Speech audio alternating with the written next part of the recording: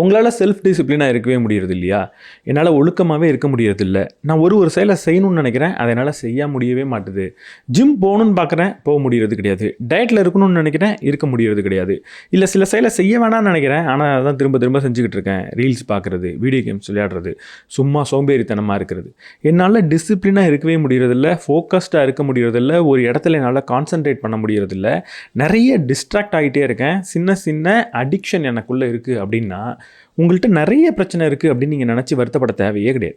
ஒரே ஒரு பிரச்சனை தான் இருக்கு. அது என்ன தெரியுமா? தேவையில்லாம உங்க மூளையில நெறைய டோப்பமைன நீங்க சுரக்க வச்சுக்கிட்டே இருக்கீங்க அப்படின்ற ஒரு பிரச்சனை மட்டும் தான் இருக்கு. எப்ப மூளையில இப்படி நெறைய டோப்பமைன் சுரந்துக்கிட்டே இருக்கோ, அப்போ உங்களால டிசிப்ளினா இருக்க முடியாது, ஃபோக்கஸ்டா இருக்க முடியாது, ஒரு நல்ல ஒழுக்கமான வாழ்க்கைய உங்களால வாழ முடியாது. அப்ப நம்ம என்ன செய்யணும்? இந்த டோப்பமைன் தேவையான அளவுல மட்டும், தேவையான நேரத்தில மட்டும் நம்ம மூளைக்குள்ள வரா மாதிரி நம்ம பார்த்துக்கணும். அப்படி செய்கிற ப்ராசஸோட பேர் தான் டோப்பமைன் டீடாக்ஸ். இன்றைக்கி அதை பற்றி சொல்லி தந்திருக்கிற ஒரு புத்தகம் டோப்பமைன் டீடாக்ஸ் அப்படின்ற புத்தகத்தோட சம்மரியை தான் நம்ம பார்க்க போகிறோம். நம்ம சேனலுக்கு நீங்கள் புதுசாக இருந்தீங்கன்னா நான் படிக்கிற புக்ஸோட சம்மரிஸ் அப்லோட் பண்ணுவேன். நான் படிச்சதில் எனக்கு ரொம்ப பிடிச்ச விஷயத்தை அவங்க கூட ஷேர் பண்ணிப்பேன். நான் படிச்சதிலே நல்ல புக்ஸ் உங்களுக்கு ரெக்கமெண்ட் பண்ணவும் செய்வேன். அதில் உங்களுக்கு பிடிக்கும் அப்படின்னா நம்ம சேனலுக்கு சப்ஸ்கிரைப் பண்ணிவிட்டு பெல் பட்டனை ப்ரெஸ் பண்ணிவிடுங்க.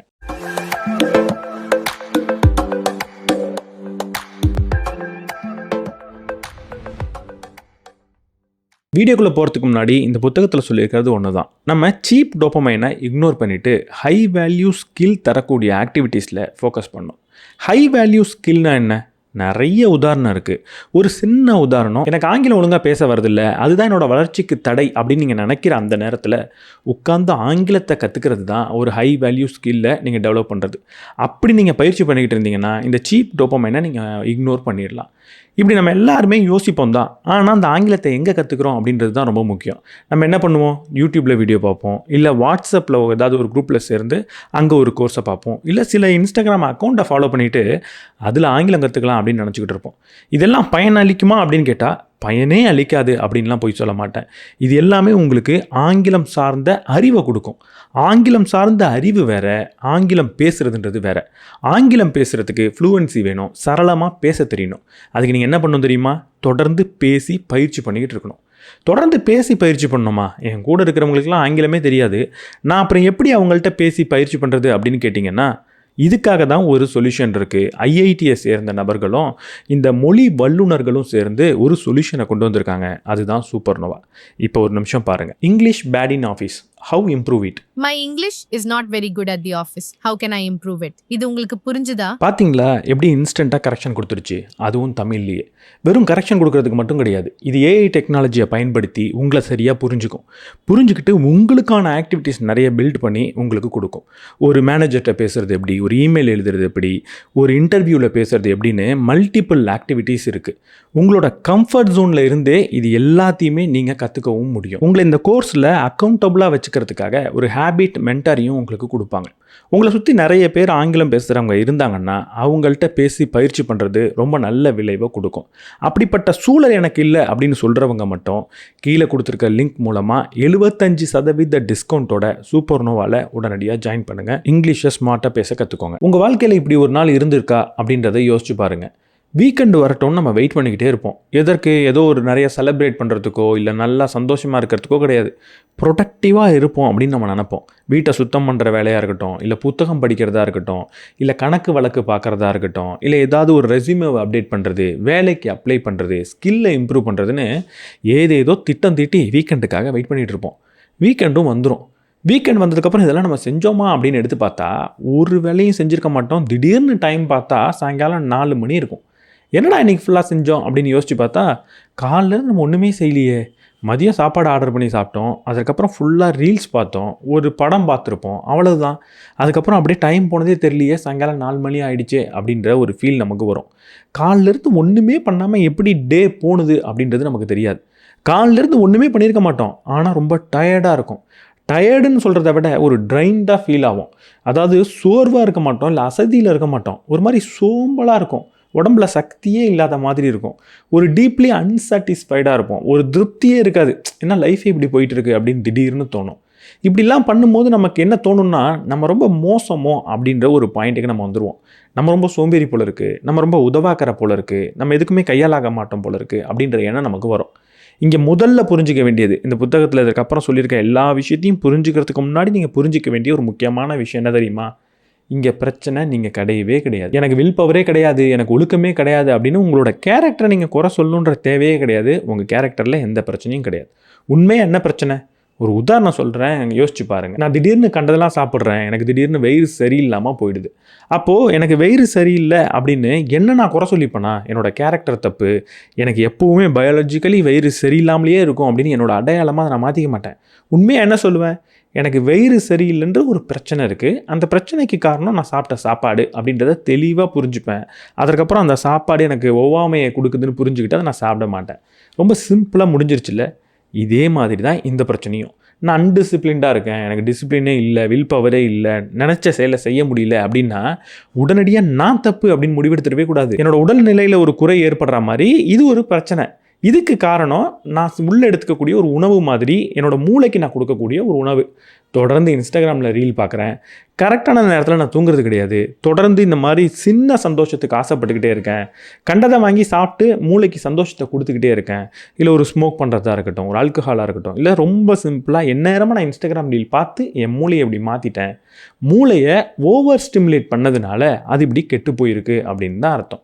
எப்படி தேவையில்லாத சாப்பிட்டா வயிறு கெட்டு போதோ, தேவையில்லாத விஷயத்த மூளைக்கு கொடுத்தா மூளை கெட்டு போயிடும். மூளை கெட்டு போனதுன்னா மொத்த உடம்பையும் இப்படி சோர்வாக வச்சுருக்கிற மாதிரி தான் வச்சுருக்கோம். நல்லா யோசிச்சு பாருங்களேன், நிறைய வேலை செஞ்சுட்டு வந்து உடம்புலாம் அசதியாக இருந்தால் அது ஒரு நல்ல ஃபீலை கொடுக்கும். ஒரு 5 மணி நேரம் நான் விளையாடிட்டு வந்தேன், என்னால் உடம்பு ரொம்ப சோர்வாக இருக்குன்னு படுத்திருந்தா அது ஒரு சந்தோஷத்தை கொடுக்கும். ஆனால் என்றைக்குமே இப்படி வரக்கூடிய சோர்வு, அதாவது எதுவுமே செய்யாமல் ஒரு சோர்வு வருது இல்லை, அந்த சோர்வு சந்தோஷத்தை கொடுக்காது. ஏன்னா அந்த சோர்வுக்கு காரணம் உண்மையான சோர்வே கிடையாது. மூளை சோர்வு அடைஞ்சிருச்சு, அதனால் உடம்பும் சோர்வாகி நீங்கள் படுத்திருக்கீங்க அப்படின்னு அர்த்தம். இதிலேருந்து வெளியே வரத்துக்கு நீங்கள் ரொம்பலாம் செய்ய வேணாம். டோப்பமைன்னா என்ன அப்படின்றத புரிஞ்சுக்கிட்டாகணும். இந்த டோப்பமைன் தான் இந்த பிரச்சனைக்கு காரணம். அப்போ டோப்பமைன்னா என்ன, அதை எப்படி ஒழுங்காக கையாளுறது, அது எப்படி பிரச்சனையை கொடுக்குது, அதை எப்படி நான் கரெக்டாக வச்சிருக்கிறது அப்படின்றத தெரிஞ்சுக்கணும். இந்த டோப்பமைன் அப்படின்னா என்ன?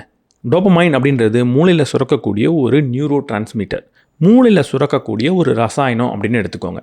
இந்த டோப்பமைன் ஆக்சுவலாக எதனால சுரக்குது? நம்ம நிறைய வீடியோவில் விதவிதமாக இதற்கான விளக்கத்தை கொடுத்துருக்கோம். டோப்பமைன் அப்படின்றது சந்தோஷத்தை தரக்கூடிய ஒரு ஹார்மோன் அப்படின்னு சில வீடியோவில் சொல்லியிருப்பேன். இப்போ ரீசெண்டாக இருக்கிற சில வீடியோவில் டோப்பமைன் அப்படின்றது இன்னும் வேணும் அப்படின்னு சொல்லக்கூடிய ஒரு ஹார்மோன் சொல்லியிருப்பேன், அதாவது வாண்டிங் ஹார்மோன் அப்படின்னு சொல்லியிருப்பேன். இந்த வீடியோவில் இன்னும் ஆழமாக போய் வேறு ஒரு விளக்கத்தை கொடுக்க போகிறேன். டோப்பமைன் அப்படின்றது இன்னும் வேணும்னு சொல்லக்கூடிய ஒரு ஹார்மோன் கிடையாது. டோப்பமைன் அப்படின்றது எனக்கு ஏதாவது ஒன்று கிடைக்குமா அப்படின்னு ஆன்டிசிபேட் பண்ணக்கூடிய ஒரு ஹார்மோன். அதாவது எனக்கு ஏதாவது கிடைக்குமான்னு எதிர்பார்க்கக்கூடிய ஒரு ஹார்மோன், ஒரு எதிர்பார்ப்பின் ஒரு ஹார்மோன் அப்படின்னு எடுத்துக்கலாம். ஒரு உதாரணம் சொல்கிறேன். இப்போ இன்ஸ்டாகிராம் ரீல் பார்க்குறீங்க. அந்த இன்ஸ்டாகிராம் ரீல் பார்க்கும்போது உங்கள் மூளையில் ஏன் டோப்பமைன் சுரக்குது அப்படின்றத முதல்ல கேளுங்க. இன்ஸ்டாகிராமில் வர ரீல் ஒரு காமெடி ரீலாக இருக்கலாம், இல்லை யாரோ ஒரு நபர் டான்ஸ் ஆடக்கூடிய ரீலாக இருக்கலாம். இந்த ரீலுக்கும் என் மூளையில் சுரக்கக்கூடிய டோப்பமைனுக்கும் என்ன காரணம்? இங்கே அந்த ரீல் உங்களுக்கு டோப்பமைனை கொடுக்கறது கிடையாது. அப்போ மாறாக எது டோப்பமைனை கொடுக்குது அப்படின்னா, நல்ல ரீல் எப்போ வரும் அப்படின்னு நீங்கள் உட்கார்ந்துருக்கிறது தான் உங்களுக்கு டோப்பமைனை கொடுக்குது. பொதுவாக ஒரு 100 ரீல் நீங்கள் பார்க்குறீங்கன்னா 100ம் உங்களுக்கு சந்தோஷத்தை கொடுக்காது, 100மே நல்லாவும் இருக்காது. ஒரு 4 பார்ப்பீங்க, ஒன்றுமே இருக்காது, 5ஆவது ஒரு நல்ல காமெடி இருக்கும், திரும்ப ஒரு 4 பார்ப்பீங்க, 5ஆவது ஒன்று புதுசாக ஒன்று வரும். இப்போ உங்கள் மூளை என்ன பண்ணுன்னா, அடுத்தது நல்லது வருமா வராதா, அதுக்கு அடுத்தது நமக்கு பிடிச்ச மாதிரி இருக்குமா இருக்காதா அப்படின்னு ஆன்டிசிபேட் பண்ண ஆரம்பிக்கும், எதிர்பார்த்து இருக்கும். அடுத்து என்ன வரும்னே தெரியாது, ஒரு லாட்ரி சீட் மாதிரி உள்ளேருந்து என்ன கிடைக்கும் அப்படின்னு தெரியாமல் அது எதிர்பார்த்துக்கிட்டே இருக்கும். சொல்லப்போனால் கேம்பிளிங்லேயும் இப்படி தான் நடக்குது. அடுத்து நமக்கு என்ன கிடைக்கும்னு தெரியாதனால மூளை ஆர்வமாக இருக்கும். ஒரு நல்ல விஷயம் வந்துருச்சுன்னா அப்பா சூப்பர் அப்படின்னு இந்த டோப்பமைனை சுரக்க வைக்கும். அப்போ நீங்கள் இதற்காக எதிர்பார்த்துக்கிட்டே இருப்பீங்க.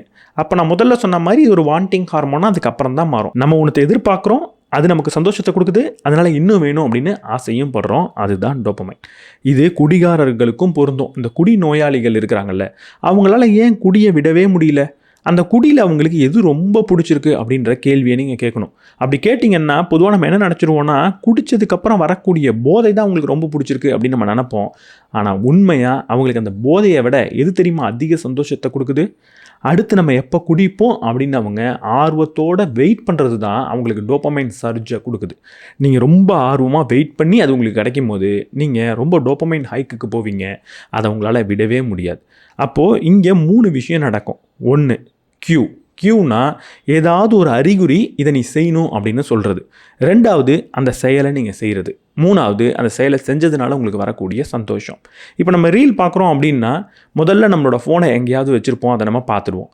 இல்லைனா நமக்கு ரொம்ப போர் அடிக்கக்கூடிய ஒரு இடத்துல நம்ம இருப்போம், ஒரு க்யூவில் நிற்கிற மாதிரி, இல்லை பஸ்ஸுக்கு வெயிட் பண்ணுற மாதிரி, இல்லை வீட்டில் பவர் கட் ஆகி டிவி பார்க்க முடியாத ஒரு நேரம், ரொம்ப போர் அடிக்கும். அது கூட சில சமயம் நமக்கு ஒரு அறிகுறியாக இருக்கலாம், ஒரு க்யூவாக இருக்கலாம்.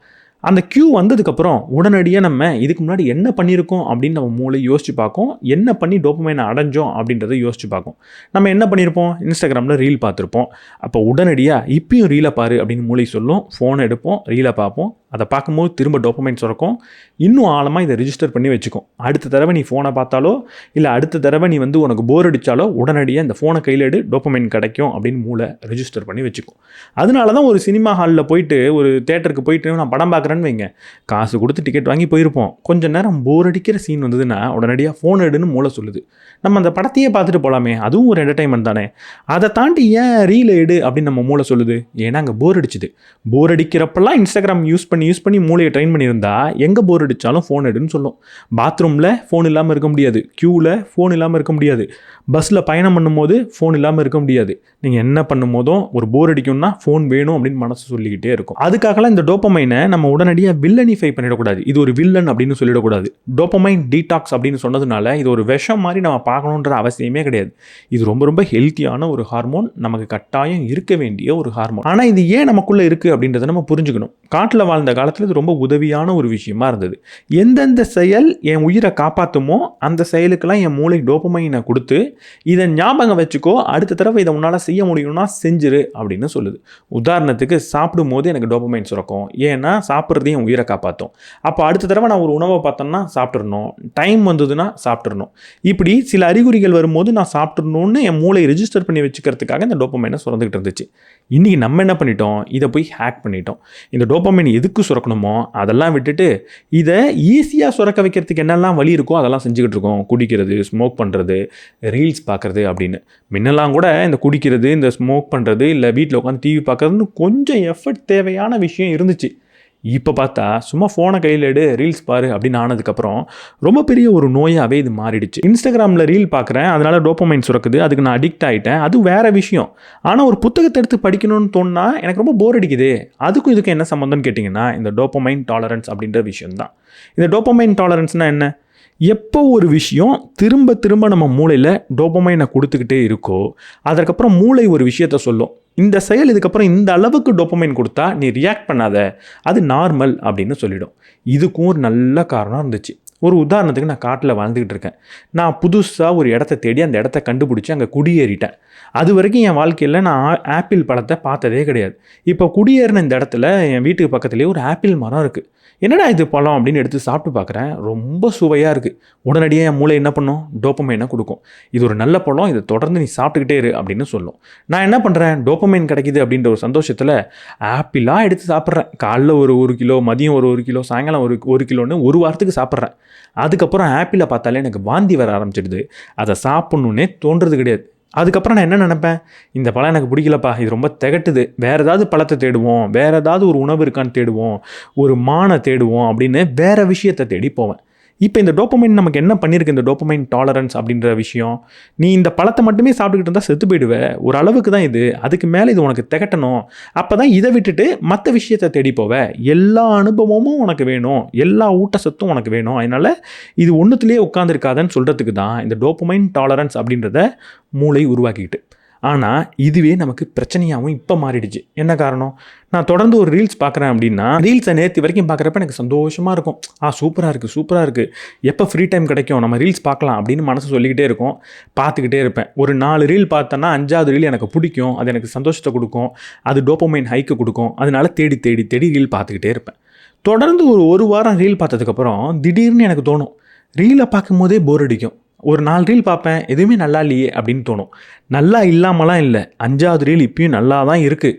ஆனால் உங்கள் மூளை ஒரு டாலரன்ஸை செட் பண்ணிட்டு இவ்வளோ அளவுக்கு டோப்பமைன் வந்தால் இந்த செயலை செய்யாத அப்படின்னு திகட்ட வச்சிருச்சு. நீங்கள் என்ன நினைப்பீங்க, நல்லறியிலே வரதில்லை, ஒரே பிரெயின் ராட் கண்டென்ட்டாக வந்துகிட்டு இருக்கு அப்படின்னு நினச்சிட்டு இன்னும் ஸ்க்ரோல் பண்ணுவீங்க, நல்ல கண்டென்ட் வரட்டும் அப்படின்னு தேடிக்கிட்டே இருப்பீங்க. இதுதான் பிரச்சனை. எப்போ மூளை போகிறோம் அப்படின்னு இந்த டாலரன்ஸை செட் பண்ணுதோ அப்போ ஒரிஜினலி இயற்கையாக நம்ம என்ன செய்யணும்னா வேறு விஷயத்தை தேடி ஓடணும். ஆனால் இங்கே என்ன பண்ணுறோம், அந்த விஷயத்துக்குள்ளே ஆழமாக போகிறோம். ஒரு ஆப்பிளை சாப்பிட்றோம், திகட்டிடுச்சு அப்படின்னா ஆப்பிளை தூக்கி போட்டுட்டு ஆரஞ்சை நோக்கி போகணும். ஆனால் அதுக்கு பதிலாக என்ன ஆப்பிள் முன்ன மாதிரி இது இனிப்பாக இல்லை, 10 ஆப்பிள் இருக்கே எல்லாத்தையும் சாப்பிட்டு பார்ப்போம்னு சொல்லிட்டு மரத்தையே உட்காந்து சாப்பிட்டுட்டு இருக்க முடியாது. ஆனால் நம்ம அதை தான் செஞ்சுக்கிட்டு இருக்கோம். ஒரு ரீல் போர் அடிக்குது அப்படின்னா தூக்கி போட்டுருவோம், மூளை அது வேணான்னு சொல்லுது அப்படின்னு நம்ம தூக்கி போட்டுட்டு வேறு ஏதாவது செய்யலாமான்னு யோசிக்கணும். நம்ம என்ன பண்ணுறோம், 10 ரீல் பார்ப்போம், 100 ரீல் பார்ப்போம் அப்படின்னு பார்க்குறோம். குடிகாரங்களும் இப்படி தான். முதல்ல கொஞ்சமாக குடிப்பாங்க, அதுவே அவங்களுக்கு போதையை கொடுக்கும். போக போக அது பழகிரும், ரொம்ப நார்மலாக இருக்கும். இதெல்லாம் எனக்கு பத்தாது அப்படின்னு பெருசாக குடிப்பாங்க, ரொம்ப அடிக்ட் ஆகிடுவாங்க. நிறைய குடிக்கணும், ரொம்ப ஸ்ட்ராங்காக குடிக்கணும் அப்படின்னு நினச்சி ஆரோக்கியத்தை அழித்து உயிருமே அங்கே போகிறதுக்கான வாய்ப்பு இருக்குது. இங்கே ஒரு முக்கியமான விஷயத்தை புரிஞ்சுக்கணும். இப்போ இது எனக்கு டாலரன்ஸை செட் பண்ணிடுச்சுன்னா அதுலேருந்து சந்தோஷம் வராமல் இருக்கிறது மட்டும் அதோட பிரச்சனை கிடையாது. இப்போ யோசிச்சு பாருங்கள், நான் தொடர்ந்து கிலோவாக சாக்லேட் வாங்கி சாப்பிட்டுக்கிட்டே இருக்கேன், நிறைய சாக்லேட் சாப்பிட்டுக்கிட்டே இருக்கேன். திடீர்னு ஒரு ஆள் என்கிட்ட ஒரு ஸ்ட்ராபெரி பழத்தை கொடுக்குறாரு, ஒரு கொய்யா பழத்தை கொடுக்குறாருன்னு வச்சுப்போமே. அந்த கொய்யா பழத்தை நான் சாப்பிடும்போது எனக்கு இனிப்பாகவே இருக்காது, எனக்கு அது சுவையாகவே இருக்காது. என் மனசு என்ன சொல்லும், சாக்லேட் இருக்குல்ல அதை போய் சாப்பிட்லாம் அப்படின்னு சொல்லும். அப்போ இங்கே என்ன பிரச்சனைனா, சாக்லேட்னால எனக்கு வந்த ஹார்மோன் அந்த டோப்பமைன் அப்படின்றது ஓரளவுக்கு செட் பண்ணிடுச்சு. ஆனால் அங்கே பிரச்சனை இன்னும் சாக்லேட் சாப்பிட்ணும் அப்படின்னு நான் யோசிக்கிறத தாண்டி ஒரு கொய்யா பழத்தை சாப்பிடக்கூடாதுன்னு நினைக்கிறதும் ஒரு பிரச்சனையாகிடுச்சு. இன்ஸ்டாகிராம் ரீல் பார்க்கும்போது அது ஓரளவுக்கு செட் ஆகிடும், அதுக்கப்புறம் அதை பார்த்தாலுமே போர் அடிக்கும். நிறைய இன்ஸ்டாகிராம் பார்க்கணுன்னு நினச்சி பார்ப்போம், ஆனால் அது மட்டும் பிரச்சனை கிடையாது. அதுக்கப்புறம் புத்தகத்தை எடுத்து படிக்கணும்னு நினச்சா இதுக்கு முன்னாடி எவ்வளவு மோசமாக இருந்துச்சோ புத்தகம் படிக்கிறது, அதை விட ஒரு மோசமான அனுபவமாக மாறிடும் இந்த டோப்பமைன் டாலரன்ஸ் நடக்கிறப்போ. அதனால தான் நீங்கள் புத்தகம் படிக்கணும்னு நினைக்கிறப்போ ரொம்ப போர் அடிக்குது, இந்த வீடியோவை பார்க்கணும்னு நினைக்கும் போது ரொம்ப போர் அடிக்குது, ஒரு ஒர்க் அவுட்ஸ் பண்ணலாம்னு நினைக்கும் போது போர் அடிக்குது, ஐயா அது கடுப்பாக இருக்குமே அப்படின்னு தோணுது, வெளியே எஞ்சி போயிட்டு வரலாம் அப்படின்னு நினச்சாலே போர் அடிக்க ஆரம்பிச்சிடும், வெளியே போய் விளையாடலான்னாலே போர் அடிச்சிடும், இன்ஸ்டாகிராம் பார்க்கலாம் அப்படின்னு தோண ஆரம்பிச்சிடும். இந்த நல்ல செயல்கள் எல்லாமே ரொம்ப மோசமானதாக மாறும். ஏற்கனவே அது கொஞ்சம் கடுமையான செயல்கள் தான், கொஞ்சம் கஷ்டத்தை கொடுத்துக்கிட்டு இருந்துச்சு. இப்போ இந்த டோப்பமைன் டாலரன்ஸ் அப்படின்றது செட் ஆனதுக்கப்புறம், மூளை தொடர்ந்து டோப்பமைனுக்கு பழகினதுக்கப்புறம் இப்போ இருக்கிற இந்த மாதிரி செயல்கள் ரொம்ப ரொம்ப மோசமாக தெரியும், செய்யவே தோணாது. இங்கே பிரச்சனை நம்மளோட சோம்பேறித்தனம் கிடையாது அப்படின்றத தான் புரிஞ்சுக்கணும். பிரச்சனை என்ன, மூளையை ஏதோ ஒரு விஷயத்தை கொடுத்து கெடுத்து வச்சுருக்கோம், அதிகமான டோப்பமைன்லேயே செட் பண்ணி வச்சுருக்கோம். அதனால அடுத்த தடவை எனக்குள்ள ஒரு பிரச்சனை இருக்குது, நான் சோம்பேறி, நான் மோசமானவன் அப்படின்லாம் சொல்லாதீங்க. என்ன தெரியுமா நீங்கள் சொல்லணும், இது ஒரு ரசாயன தேர்வு, என்னால் புத்தகத்தை எடுக்க முடியல, ஃபோனை தான் எடுக்க முடியுதுன்னா இது என் மூளையில் இருக்கிற ரசாயனம் பண்ணக்கூடிய ஒரு தேர்வு, இது ஒரு கெமிக்கல் ப்ரெஃபரன்ஸ், ஒரு கெமிக்கல் இம்பேலன்ஸ், ஒரு ரசாயனத்தில் இருக்கிற குளறுபடி தான் இது அப்படின்றத புரிஞ்சுக்கோங்க. அதை புரிஞ்சுக்கிட்டதுக்கப்புறம் இதை நம்ம சரி செய்யணும் அப்படின்னு நீங்கள் யோசிங்க. எப்படி சரி செய்ய போகிறீங்க, அதுக்கு பேர் தான் டோப்பமைன் டீடாக்ஸ். இங்கே டீடாக்ஸ் அப்படின்னு சொன்ன உடனே யாராவது ஒருத்தவங்க மூளையை பற்றி நிறைய படித்த ஒரு நபரோ ஒரு டாக்டரோ இதை பார்த்துக்கிட்டு இருந்தீங்கன்னா உங்களுக்கு ரொம்ப கோவம் வரும்ன்றது எனக்கு தெரியும்.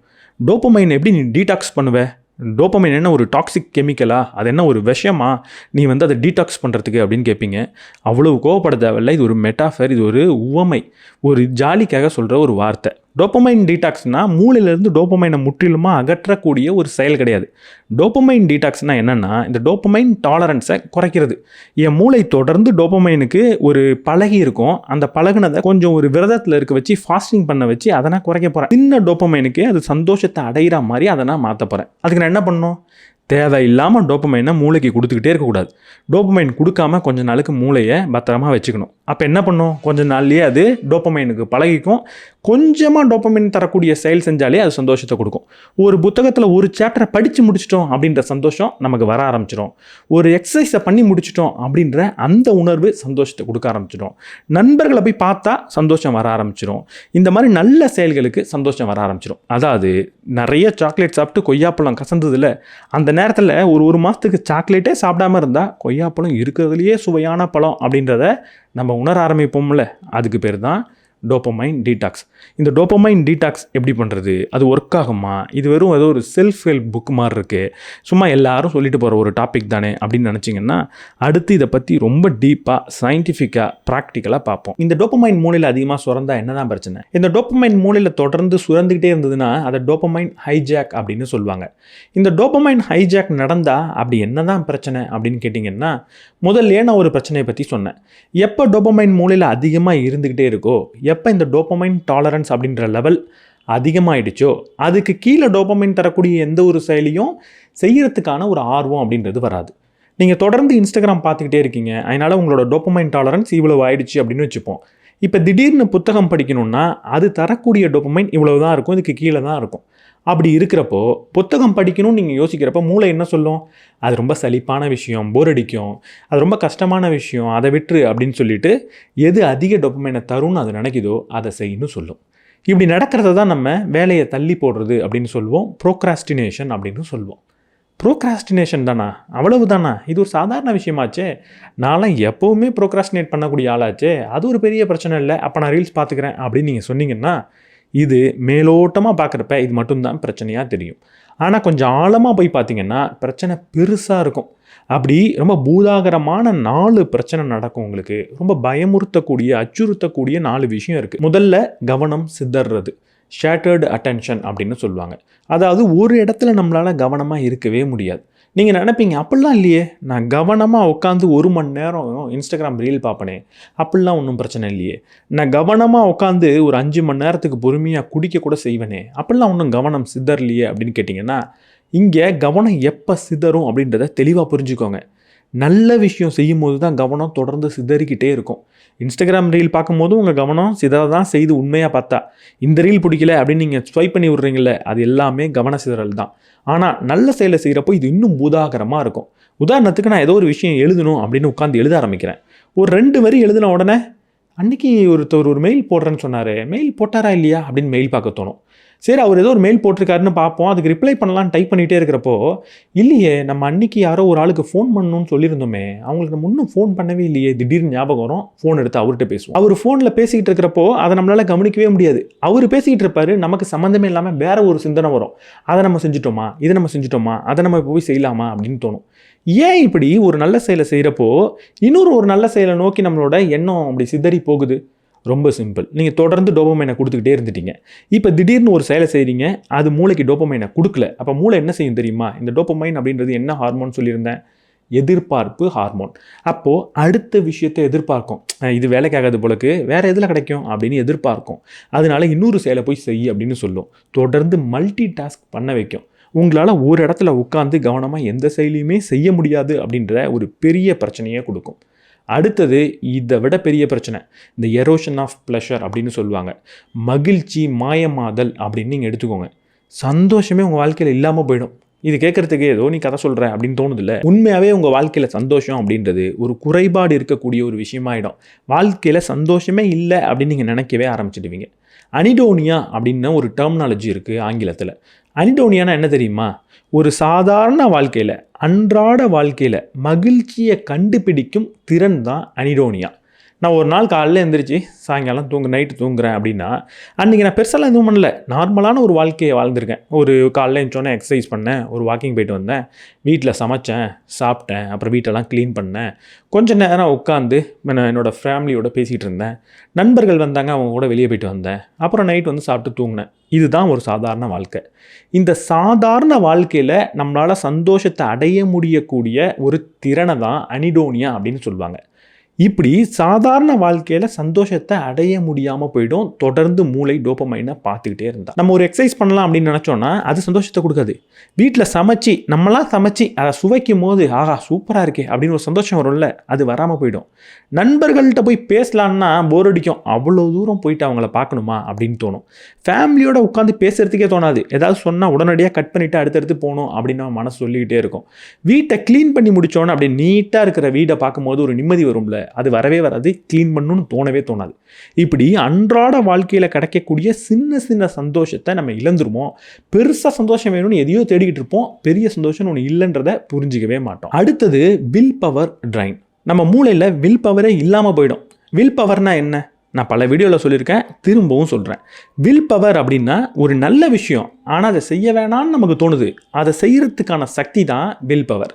உதாரணத்துக்கு நமக்கு முன்னாடி ஒரு பிளேட்டில் வந்து சாக்லேட் இருக்குது, எனக்கு ரொம்ப பிடிச்ச ஒரு சாக்லேட் இருக்குது.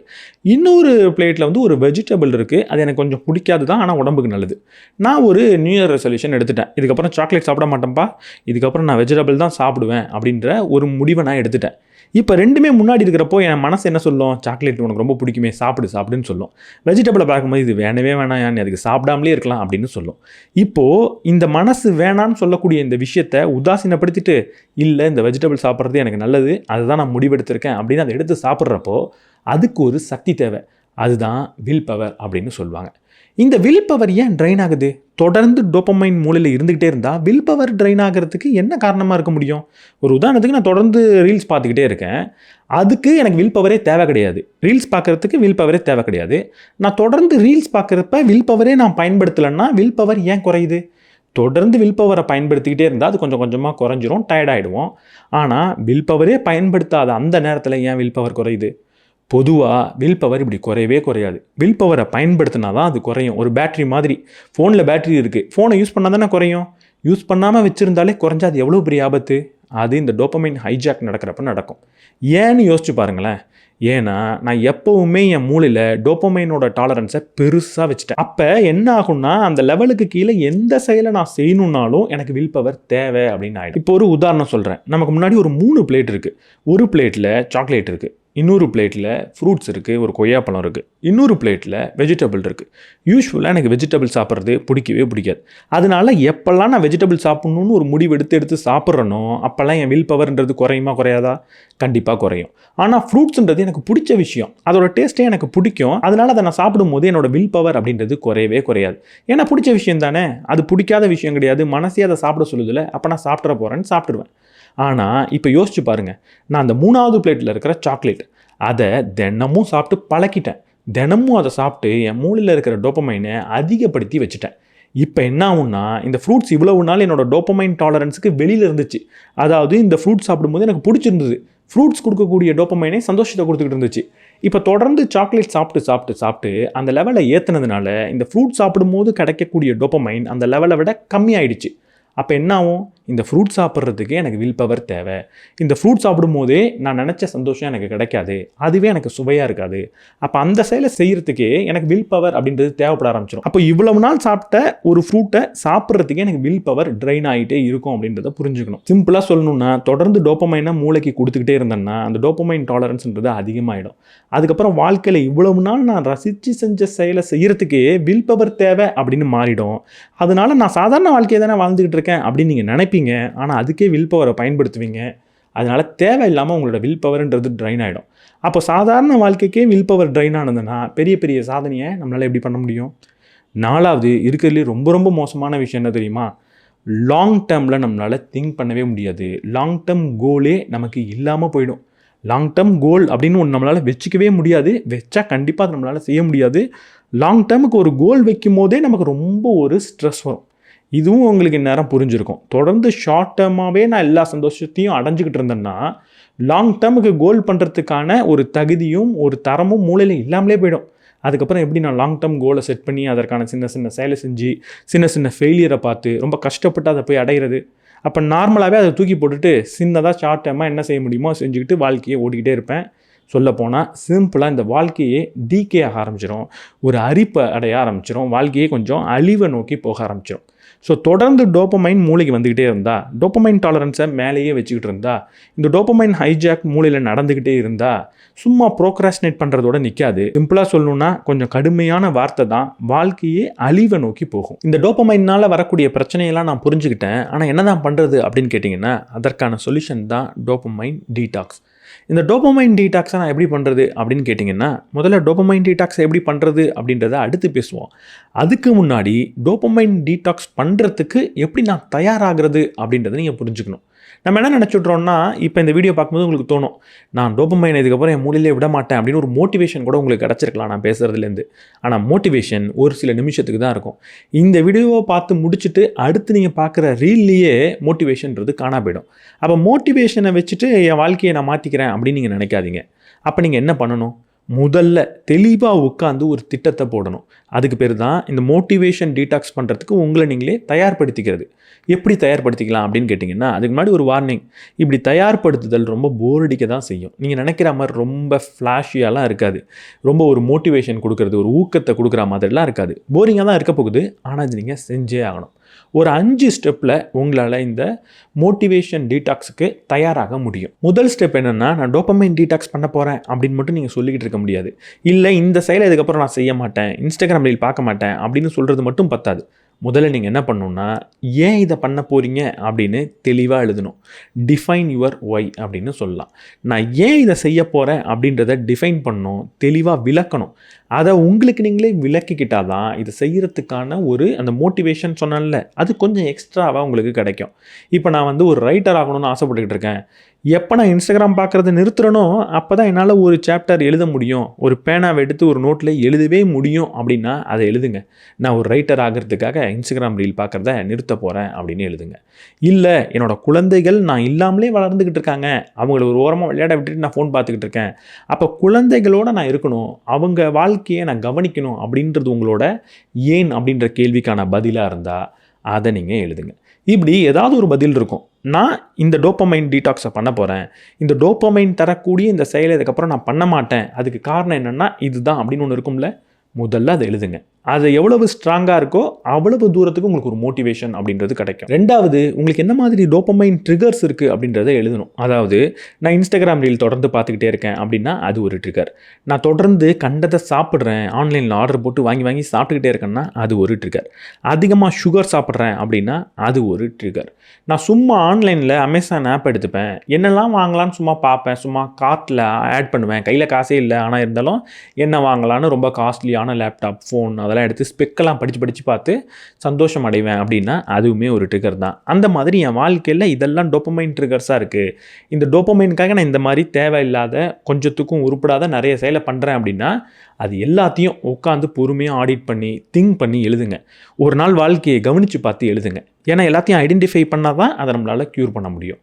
3வது ஸ்டெப், இப்போ உடனடியாக நீங்கள் ஒன்று சூஸ் பண்ணணும். என்ன, எவ்வளவு வீரியமான டோபமைன் டீடாக்ஸை பண்ண போகிறீங்க, எந்த லெவல் ஆஃப் டோபமைன் டீடாக்ஸை பண்ண போகிறீங்கன்றதை தேர்ந்தெடுக்கணும், சூஸ் பண்ணணும்.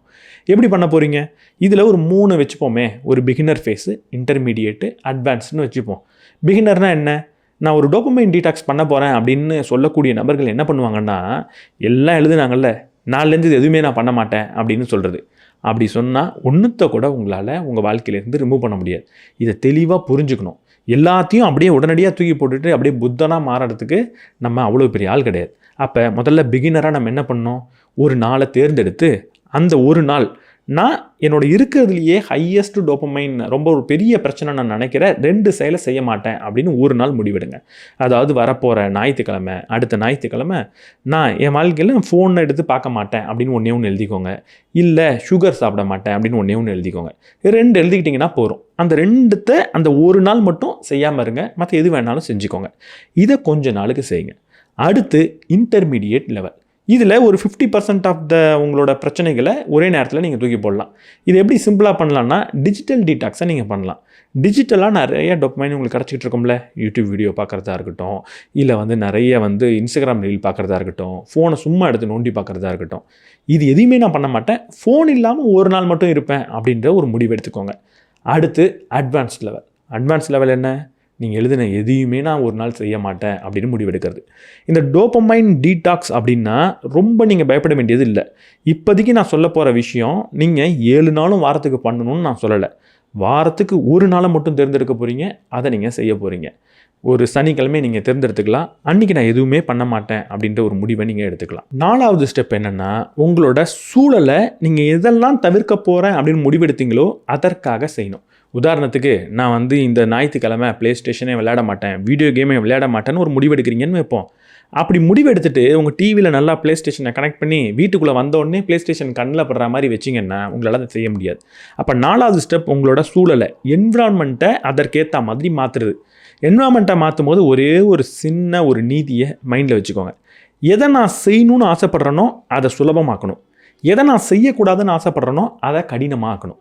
அப்போ நான் ப்ளே ஸ்டேஷனே விளையாடக்கூடாதா? ப்ளே ஸ்டேஷன் எடுத்துகிட்டு போய் அன்றைக்கி ஒரு நாள் உங்கள் ஃப்ரெண்டு வீட்டில் கொடுத்துருங்க. முதல் நாளே ஃபோனே பயன்படுத்தக்கூடாதா? ஃபோனை கொண்டு போய் ஃப்ரெண்ட் வீட்டில் கொடுத்துட்டு இன்றைக்கி ஒரு நாள் எனக்கு வேணாம், நாளைக்கு நான் வந்து வாங்கிக்கிறேன் அப்படின்னு சொல்லிவிடுங்க. இல்லை கடினமாக அதை ஆக்கணும், அந்த செயலை எப்படி கடினமாக்க முடியும்னு உட்காந்து சிந்திச்சு கடினமாக்கிடுங்க. எதை செய்யணும்னு நினைக்கிறீங்களோ அதை சுலபமாக்குங்க.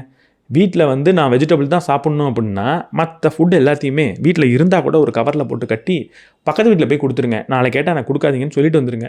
நீங்கள் வீட்டில் வெஜிடபிள் மட்டும் வச்சுக்கோங்க. நீங்கள் கண்டிப்பாக அதை தான் சாப்பிட்டாகணும், வேறு வழி கிடையாது. இப்படி உங்களோட சூழலை அதுக்கேற்ற மாதிரி மாற்றிடுங்க முதல் நாளே இல்லை முன்னாடியே. ஏன்னா அன்றைக்கி போய் மாற்றணும்னு நினச்சிங்கன்னு வைங்க, அப்போ உங்களுக்கு மோட்டிவேஷன் இருக்காது, வில் பவர் இருக்காது, அது இதுன்னு பிரச்சனை வரும், கடைசியில் பண்ண மாட்டீங்க. முதல் நாளே அதுக்கு தயாராகிடுங்க. 5வது என்னென்னா மைண்ட் செட்டை நீங்கள் செட் பண்ணிக்கணும். மைண்ட் செட்டை ஷிஃப்ட் பண்ணணும். எப்படி?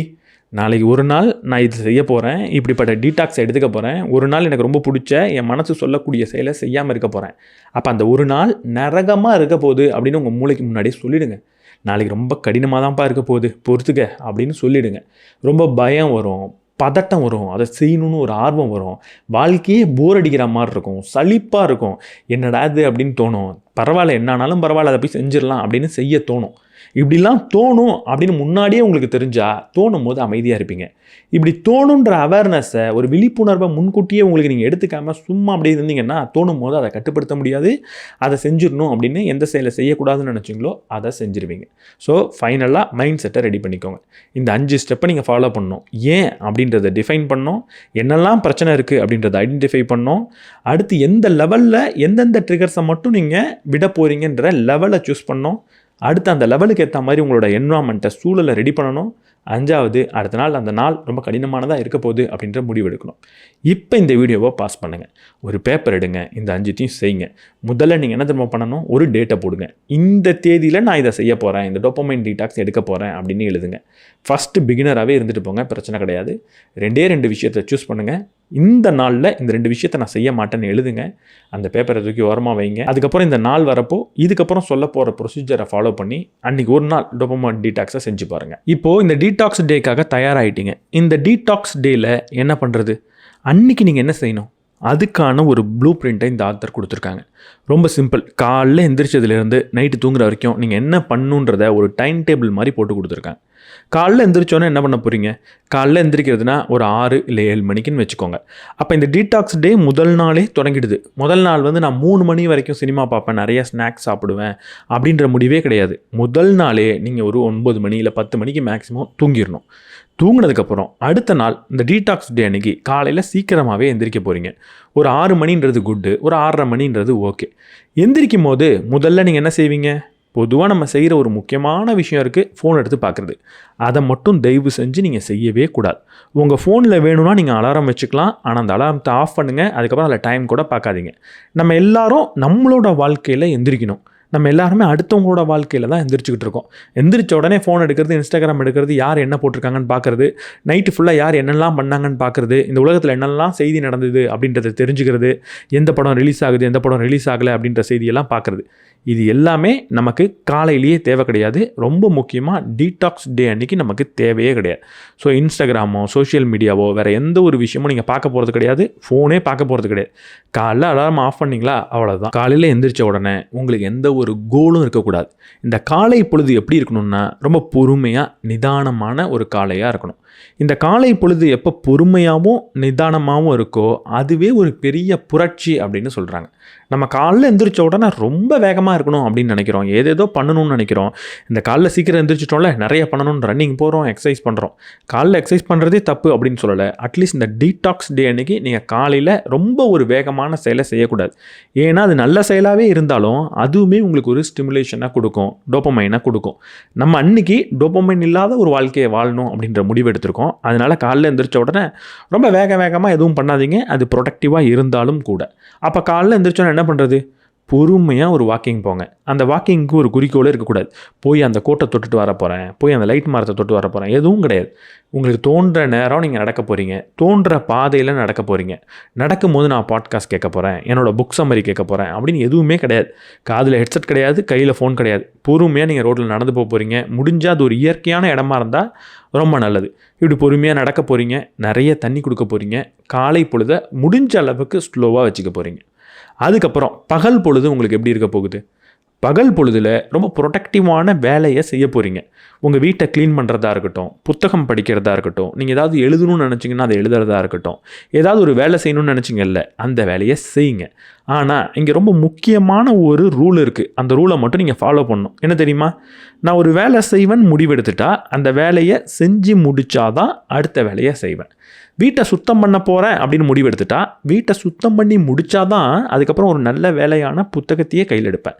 நம்ம மூளை இப்படிப்பட்ட வேலை செய்கிறப்போ உடனடியாக என்ன தெரியுமா சொல்லும்? ஏய், நீ என்ன வீட்டை க்ளீன் பண்ணிட்டு இருக்க, அந்த புக்கில் அந்த சாப்டர் நல்லா இருக்குமே, படிக்கலாமே அப்படின்னு சொல்லும். நீங்கள் உடனடியாக போய் படிப்பீங்க. படிக்கும்போது சொல்லும், என்ன பாதியிலே க்ளீனிங்கை விட்டுட்டு வந்துட்டேன் அப்படின்னு. மூளைக்கு இந்த சேஞ்சுன்றது தேவை. சேஞ்ச் ஆகிட்டே இருந்ததுன்னா அதுவே டோபமைன் ஹைக் மாதிரி சந்தோஷமாக இருக்கும். அதை நம்ம அலோவ் பண்ண போகிறது கிடையாது. ஒரு வேலை செய்ய போகிறோம், அந்த வேலையை முடித்தாதான் அடுத்த வேலை செய்ய போகிறோம். புத்தகம் படித்து முடிக்கிறதுனா புத்தகத்தையே முடிக்கிறதுன்னு நான் சொல்லலை. நீங்கள் ஒரு ஐடியா வச்சுருப்பீங்க, ஒரு 20 பேஜ் படிக்கலாம், 30 பேஜ் படிக்கலாம், ஒரு மணி நேரம் படிக்கலான்னு. அந்த 1 மணி நேரம் புத்தகத்தை மட்டும்தான் படிக்க போகிறீங்க. புத்தகத்தை மூடிட்டு சும்மா வெளியே வேடிக்கை பார்க்குறத கூட நீங்கள் செய்ய போகிறதில்ல. அதுக்காக புத்தகத்தை ஒரு 30 பேஜ் படிக்கணும்னு முடிவு பண்ணதுனால வேகமாக அந்த 30 பேஜை படித்து முடிக்கணும்னு நீங்கள் ரஷ் பண்ண போகிறதும் கிடையாது. நிதானமாக பொறுமையாக அதை படிக்க போகிறீங்க, அதை முடிச்சுட்டு அடுத்த வேலையை செய்ய போகிறீங்க. இப்போது சாயங்கால பொழுது வந்துடுச்சு. என்ன பண்ண போகிறீங்க? அன்றைக்கி ஃபுல்லாக என்ன பண்ணீங்க அப்படின்றத பொறுமையாக நிதானமாக ரீகால் பண்ண போகிறீங்க. எப்படி நம்ம உணர்ந்தோம் அப்படின்ற கேள்வியை கேட்க போகிறீங்க. கண்டிப்பாக நீங்கள் எப்படி உணர்ந்திருப்பீங்க தெரியுமா? உங்கள் வாழ்க்கையிலே அப்படி ஒரு மோசமான நாள் இருந்திருக்காது. ரொம்ப கடுப்பாக இருந்திருக்கும், ரொம்ப ஆங்ஸைட்டி வந்திருக்கலாம், பயம் வந்திருக்கலாம், ரொம்ப இரிட்டேட்டடாக நீங்கள் ஃபீல் பண்ணியிருக்கலாம். இப்படிலாம் நீங்கள் ஃபீல் பண்ணால் ஒரு விஷயத்தை புரிஞ்சுக்கோங்க. இப்படிலாம் கடுப்பாகுதுன்னா அது ஒரு விஷயத்தை தான் காட்டுது. அது இந்த டோபமைன் டீடாக்ஸ் உங்களுக்கு வேலை செய்யுது அப்படின்றத காட்டுது.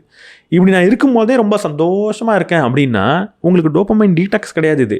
இதுவே சந்தோஷமாக இருக்கல, இப்படியே லைஃப்பை ஓட்டிடுங்க, நல்ல விஷயந்தான், அப்படியே இருந்துருங்க.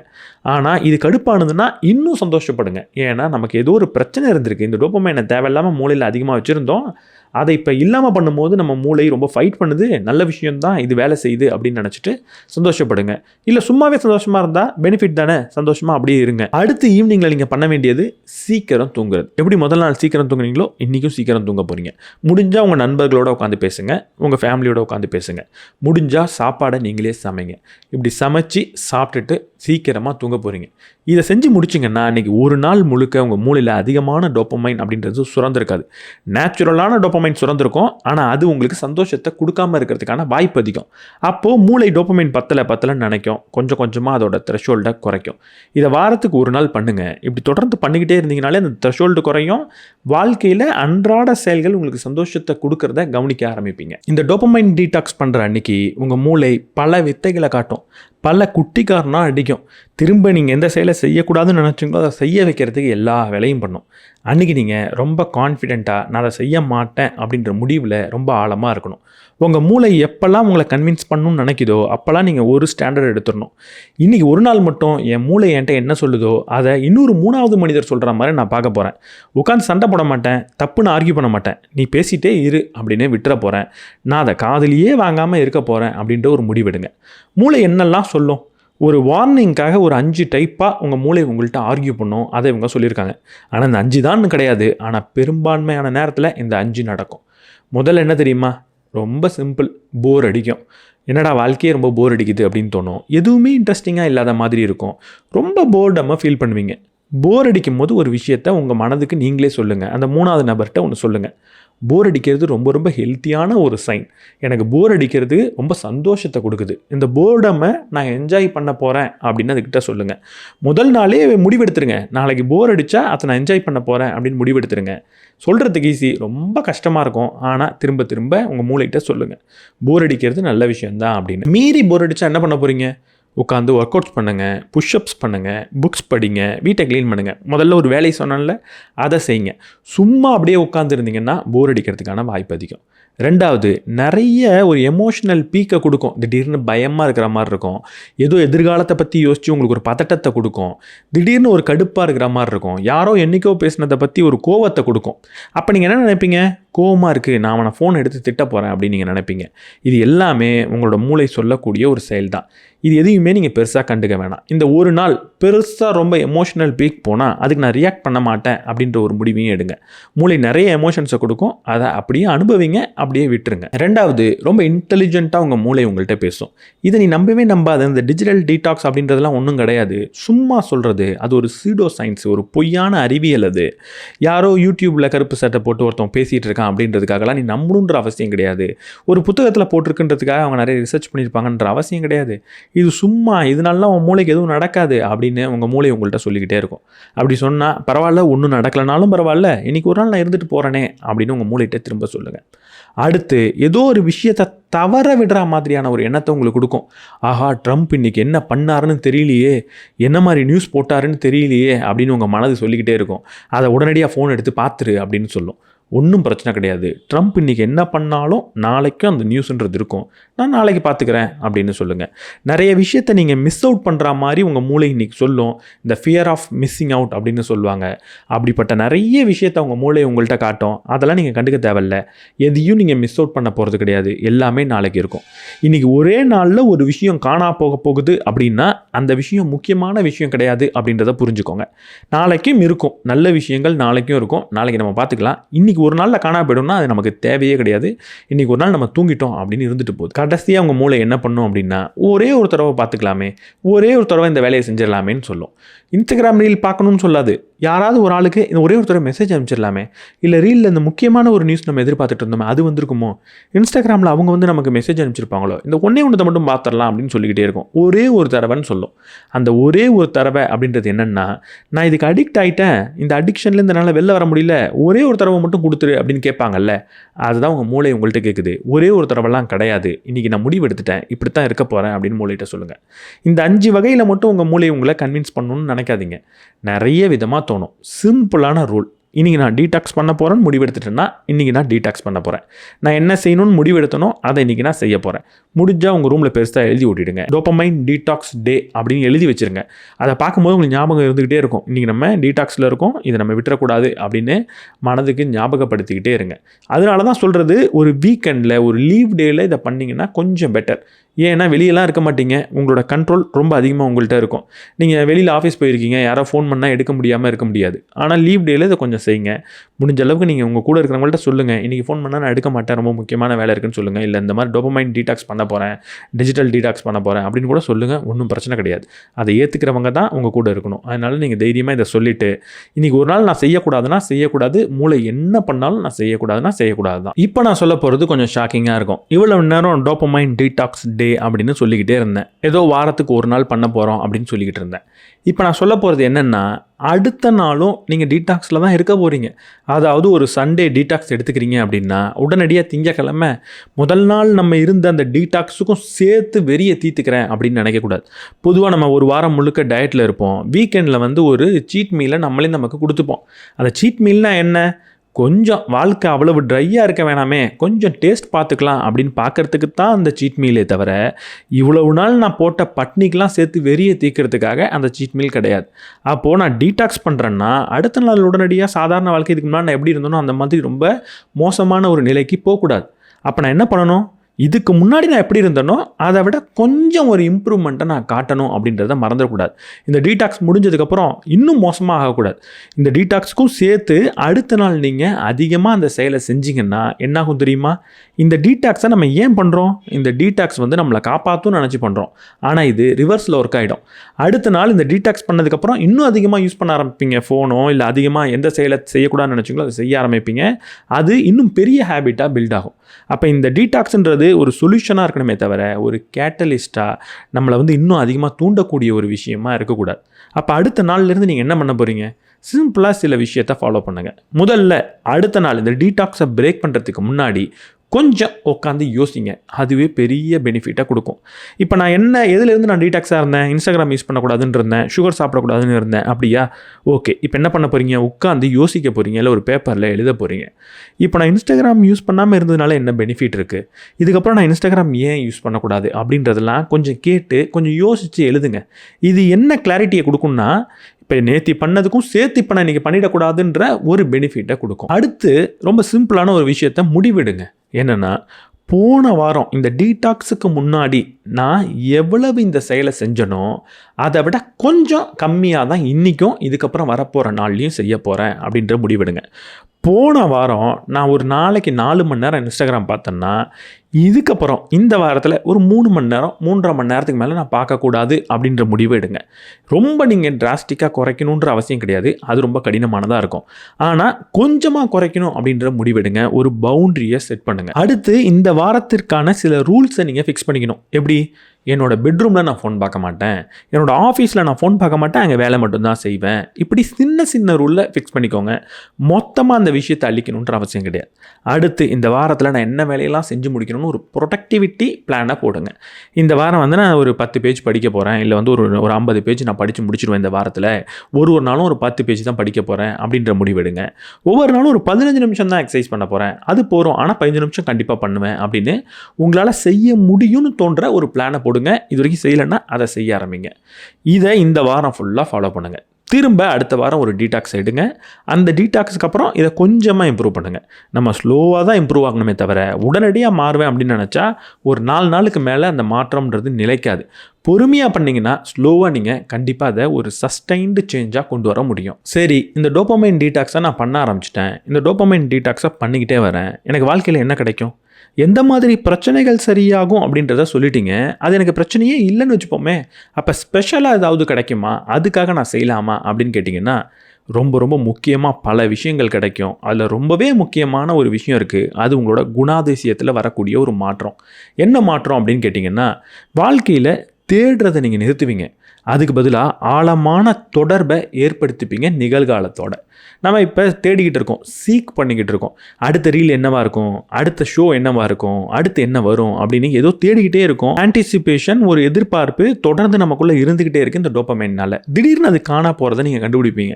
அதுக்கு பதிலாக என்ன கிடச்சிருக்கும் அப்படின்னு பார்த்தா, வாழ்க்கையோட ஒரு தொடர்பில் இருப்பீங்க, ஒரு என்கேஜாக இருப்பீங்க, ஏதோ ஒரு வேலை செஞ்சுக்கிட்டு இருப்பீங்க, நிகழ்காலத்தில் நடக்கிறத கவனிச்சுக்கிட்டு இருப்பீங்க. ஏதாவது ஒன்று கிடைக்குமா அப்படின்னு தேட மாட்டீங்க. இப்போ நீங்கள் படிக்கிறீங்களா, படிச்சுக்கிட்டு இருப்பீங்க. இப்போ சாப்பிட்றீங்களா, சாப்பிட்டுக்கிட்டு இருப்பீங்க.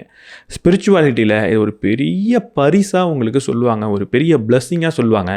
அது சாதாரணமாக உங்களுக்கு வாழ்க்கையில் கிடச்சிக்கிட்டு இருக்கும். அதை விட ரொம்ப முக்கியமாக அடுத்து உங்களுக்கு அட்டென்ஷன் திரும்ப வந்திருக்கும். ஒரு வேலை செய்யணும்னு நினச்சிங்கன்னா அதை உங்களால் செய்ய முடியும்.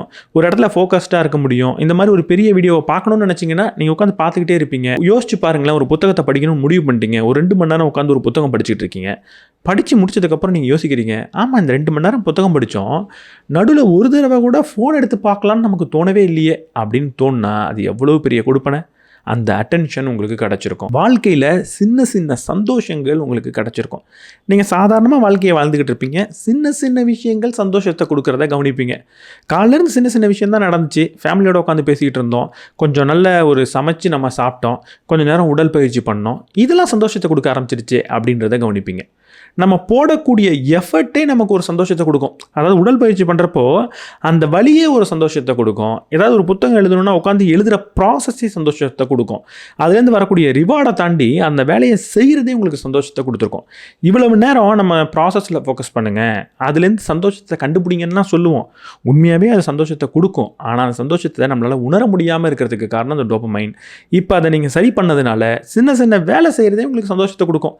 ரிவார்டு வந்தால் வருது அப்படின்னு நீங்கள் ஜாலியாக செய்வீங்க, கடைசியில் ரிவார்டும் கிடைக்கும். எமோஷனலாக ஸ்டேபிளாக இருப்பீங்க, தேவையில்லாமல் கோவப்பட மாட்டீங்க, தேவையில்லாமல் ஒரு எரிச்சல் உங்களுக்கு வராது. டோபமைன் தொடர்ந்து இருந்துக்கிட்டே இருந்தால் தான் நிறைய கோவம் உங்களுக்கு வரும். ஏன்னா நீங்கள் ஒரு எதிர்பார்ப்பை வச்சுருப்பீங்க, அது கிடைக்கல அப்படின்னு இருக்கிறப்போ ரொம்ப இரிட்டபிளாக இருப்பீங்க. அதனால பல பேர் மேலே கோவப்படுவீங்க, சிடுன்னு இருப்பீங்க. அது எல்லாமே இப்போ காணா போகும். எமோஷனலாக ஸ்டேபிளாக இருப்பீங்க. ரொம்ப முக்கியமாக உங்களுக்கு நேரம் அப்படின்றது கிடச்சிருக்கும்.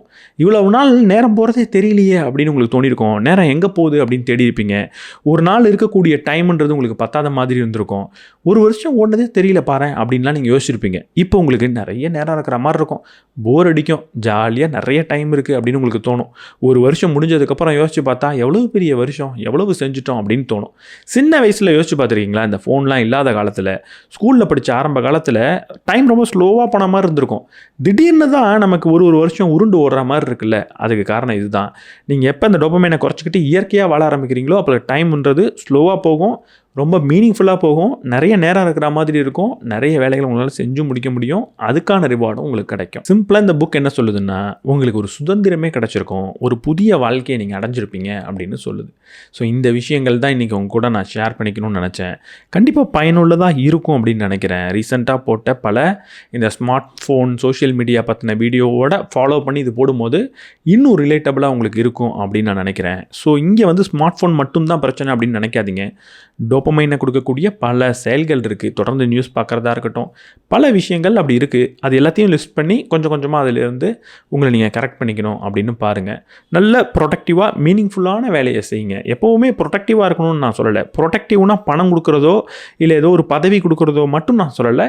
வாழ்க்கைக்கு முக்கியமான விஷயங்கள் சொல்கிறேன். எது முக்கியம்னு உங்களுக்கு தெரியும், அது கொடுக்கறது தான் நான் சொல்கிறேன். ஃபேமிலியோட டைம் ஸ்பெண்ட் பண்ணுறது, சும்மா இருக்கிறது, அதை பற்றி பேசுகிறேனே தவிர எப்பவும் ப்ரொடக்டிவாக இருங்கன்னு நான் சொல்லலை. உங்களுக்கு வாழ்க்கைக்கு என்ன வேணுமோ, எந்த குறிக்கோள் வச்சுருக்கீங்களோ அதை நோக்கி அழைச்சிட்டு போகிற செயலை செய்யுங்க அப்படின்னு சொல்கிறேன்.